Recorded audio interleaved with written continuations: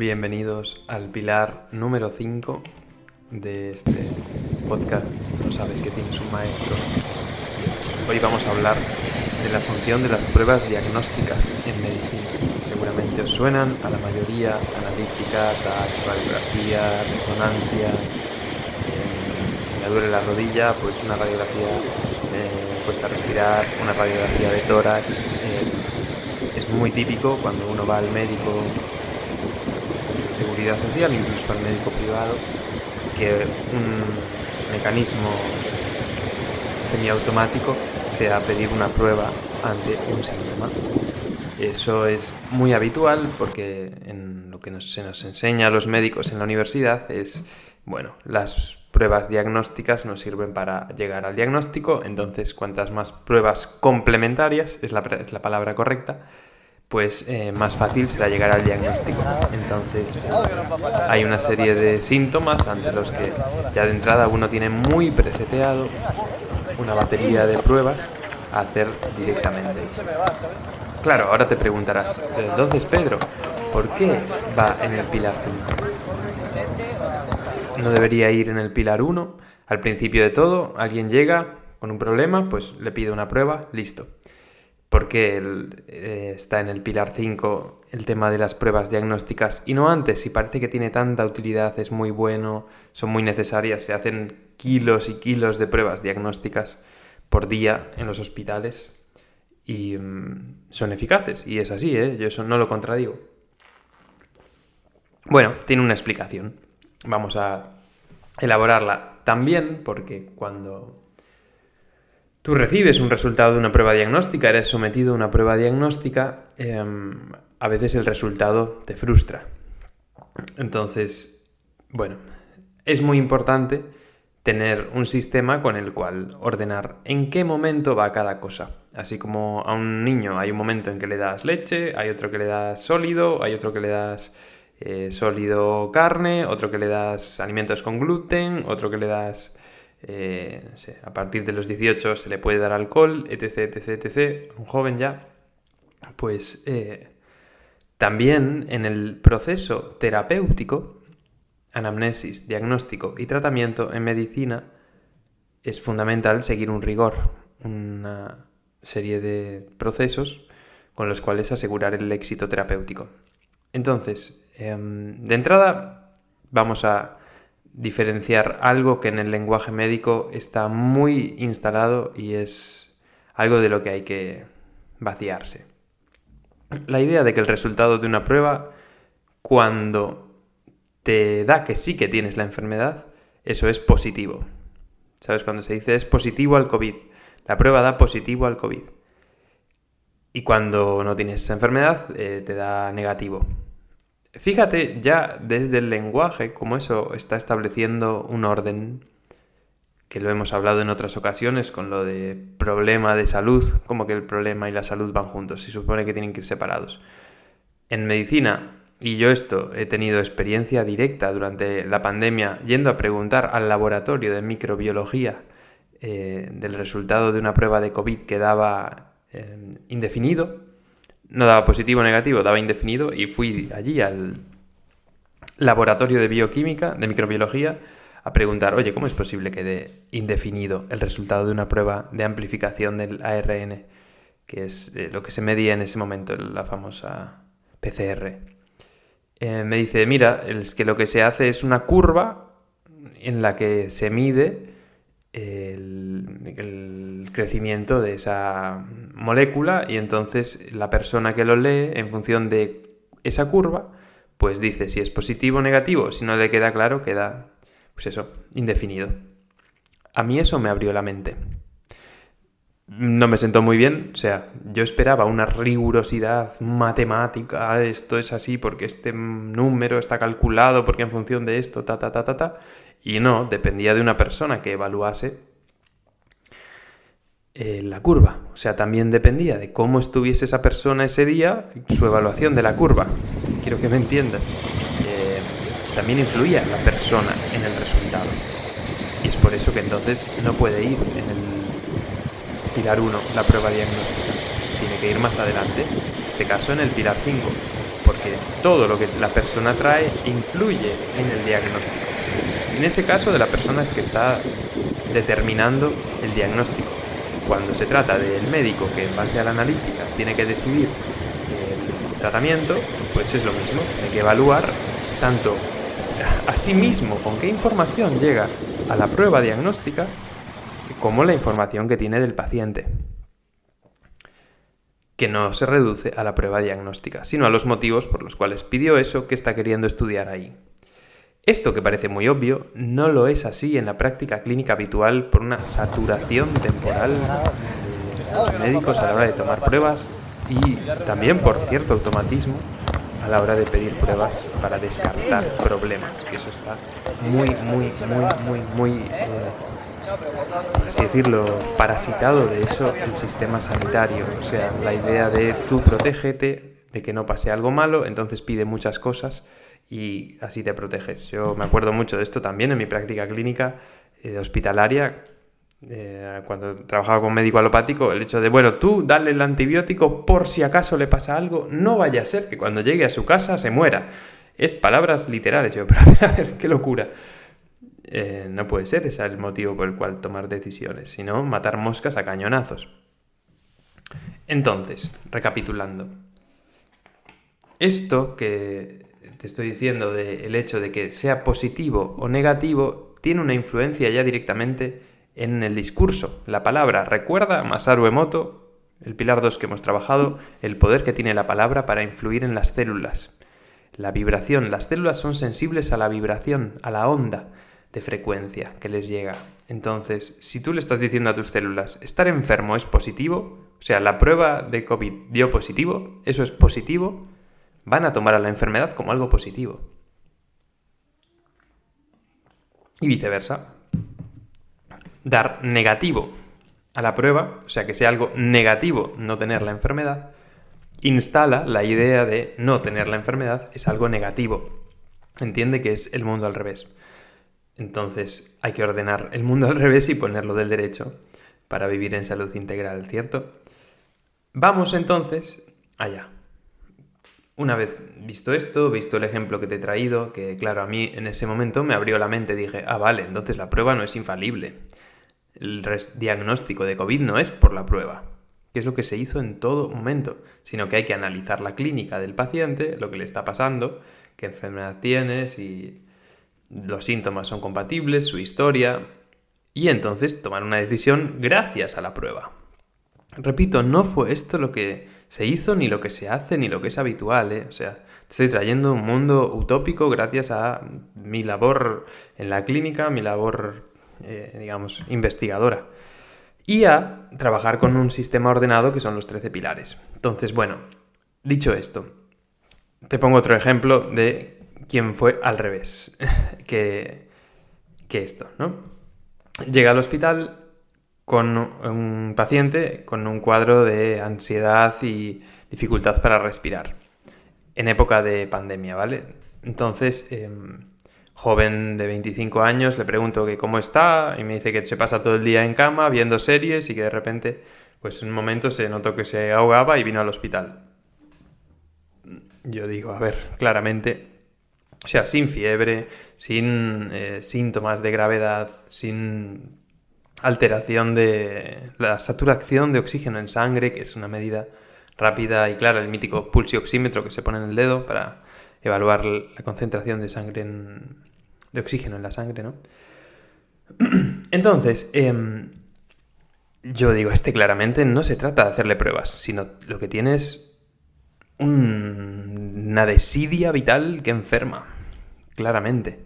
Pero, ¿qué pasó en ese momento? Bueno, durante la pandemia, la persona que a mí me supervisaba era una médico que estaba cero acostumbrada a urgencias, era especialista en quimioterapia de niños, no hacía urgencias, pero bueno, le tocó estar allí por ser pandemia y me pidió que le hiciese todas las pruebas que había que hacer, digamos, por protocolo. A mí me parecía arriesgado porque a alguien que cree que está enfermo, si por lo que sea, o sea, enfermo físicamente, si por lo que sea se le encuentra en alguna de esas pruebas algo que alimente esa neurosis, pues es peor. Porque puede que no tenga que ver una cosa con la otra, pero la persona automáticamente va a asociar, es por esto y me pasa esto, y además me pasa esto, ay Dios mío.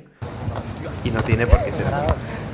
Entonces, a la hora de pedirle las pruebas, pues bueno, hubo que pedírselas, ok, se las pedí, pues lo mandaba a la supervisora y daba todo normal, afortunadamente. Bueno, entonces entré en la sala y le dije... En ese mismo momento aquí han llamado a la puerta. Bueno, la palabra influye en la realidad, claramente, una clara demostración. Entonces, así como aquí, en este preciso instante, han venido y han llamado a la puerta, en ese momento de la historia, aquí donde estoy grabando, quiero decir, han llamado a la puerta, digo que en aquel momento de la historia, que yo estaba tratando pacientes, trabajando como residente de medicina familiar y comunitaria en un hospital en Barcelona y era plena pandemia, a ese paciente yo con las pruebas entré y queriendo usar el humor le dije, mira, tenemos los resultados de tu radiografía y ha aparecido una bola enorme en el centro de tu pecho. Me dice, ay Dios mío, sí, ¿qué es? ¿Qué es? Yo, es tu ansiedad. Y eso es lo más grave que ahora mismo tienes y lo que hay que tratar. Es cuando alguien así de repente hace... como si hubiese soltado una mochila de 5.000 kilos de peso. La Sol me dice, ay Dios mío, gracias, cuánto te quiero.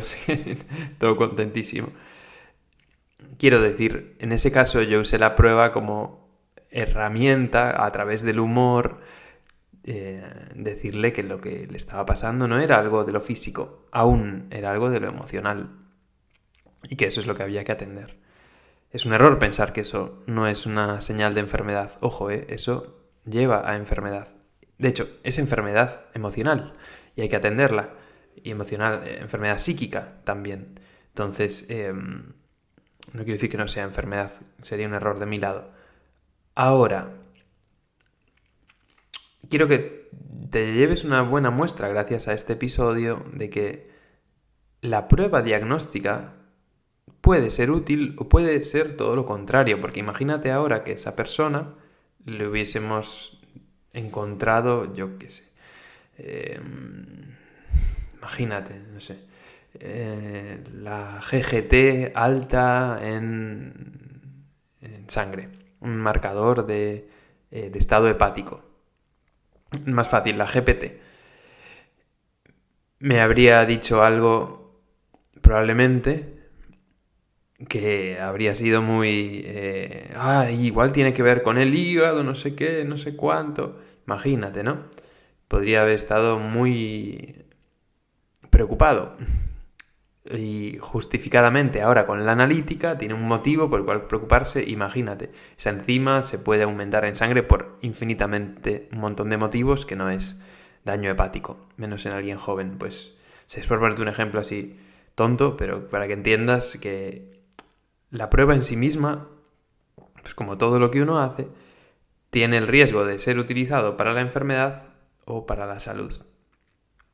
Entonces, es muy bueno elegir el momento en el que se hace la prueba y qué se quiere conseguir con la prueba. Si te están pidiendo una prueba médica, es muy bueno que tengas claro y si no lo preguntes, ya sea que cuando lo preguntas se enfadan, pero bueno, es lo que hay. Es bueno mantener una relación médico-paciente y si no, hay muchos otros médicos en la clínica que te ayudan a que tengas una buena relación también con los terapeutas, utilizando un sistema integral para que el terapeuta que sea, el médico que sea una herramienta para tu proceso de sanación, no quien te va a dar la sanación. Porque si tienes una enfermedad, recuerda, quien está enfermo eres tú. Es a ti a quien hay que tratar, a quien manifiesta eso en su cuerpo. Y esa manifestación sigue unas leyes ocultas llamadas leyes de la enfermedad y hay que tratarte a ti. Y para eso hay que escucharte, tienes que contarnos tu historia, venir y contarnos qué te está pasando, qué te sucede, desde cuándo tienes esa enfermedad, qué crees que te pasa, qué crees que es la solución, qué le escuchemos con calma, con atención, no mirando a la vez otra cosa y no haciendo ni caso y haciendo burocracia, sino escuchándote con atención, escuchándote en espacios grupales también, para que tú también puedas conocer historias de otras personas, puedas contarles tus historias que les pueden inspirar también a sanar, a estar mejor. Entonces todo esto es parte del proceso terapéutico necesario. Ahora, la prueba viene en un momento determinado en el pilar 5 para que de eso hagamos una lectura de lo que en los 4 pilares previos te está pasando a ti, a tu cuerpo, a tu estado emocional, a tu estado mental y a tu historia. ¿Cuál es la historia por la cual sigues enfermando? Esa historia se puede reprogramar con un programa muy bueno que hacemos en la clínica. Entonces, quiero decirte con esto. Es muy normal que te encuentres, si eres paciente, con el hecho de que muchos médicos te pidan pruebas muy diferentes, no tengas idea de para qué, y eso está mal. Es muy bueno que tengas claro para qué te están pidiendo esas pruebas y qué se quiere conseguir gracias a los resultados, qué decisiones se van a tomar en función de los resultados de esa prueba. Si eres médico, es muy bueno que tengas claro que va en el pilar número 5 este momento de elegir con qué prueba yo analizo lo que le está pasando al cuerpo, que ya ves que el cuerpo lo evaluamos en el pilar 4, el cuerpo físico.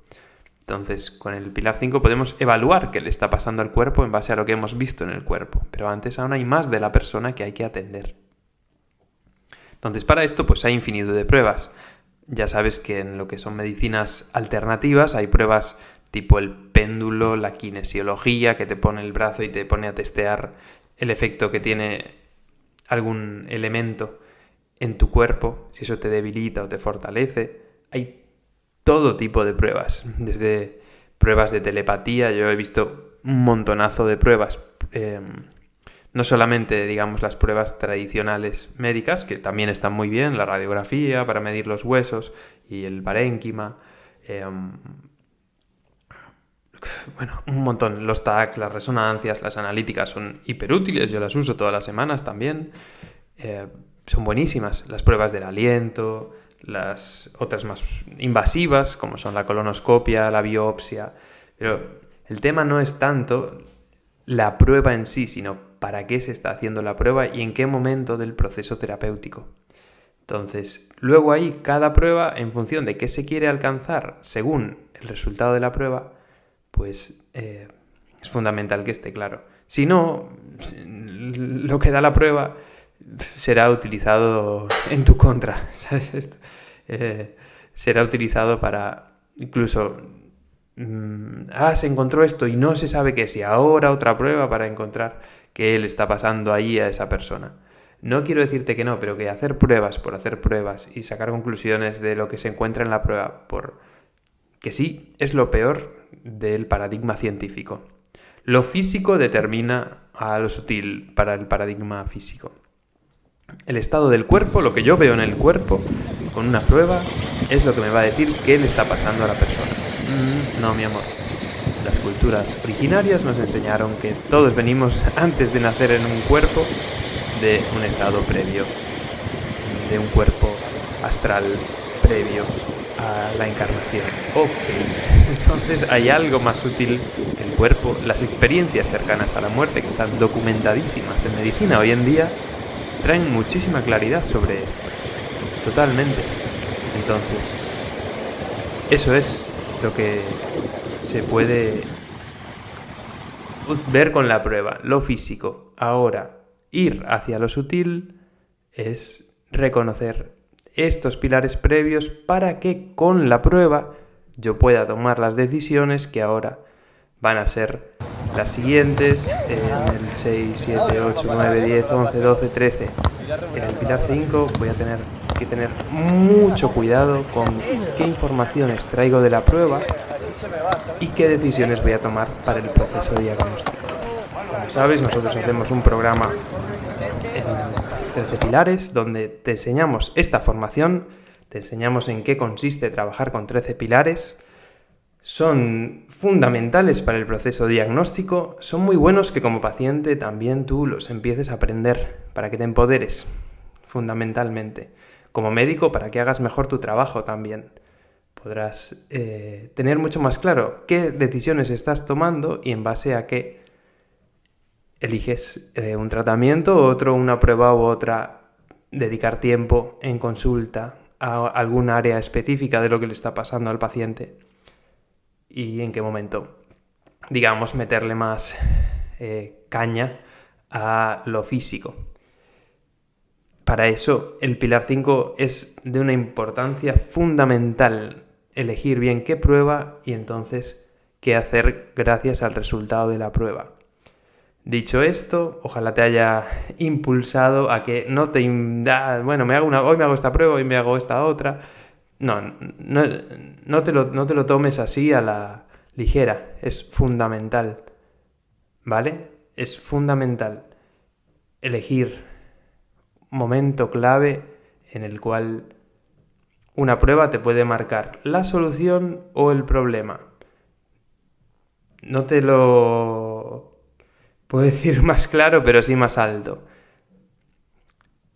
Una prueba es la antesala de lo mejor o la antesala de lo peor. No te las hagas porque sí, no las decidas hacer porque sí, pueden tener secuelas.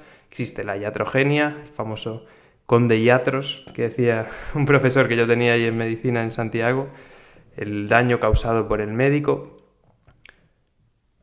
por el hecho de hacer pruebas y que luego el diagnóstico no sea útil y que ¿para qué hice la prueba? ¿Para qué perdí ese tiempo? Bueno, la prueba bien elegida porque se quiere encontrar una solución gracias a la prueba, es eso lo que se quiere encontrar.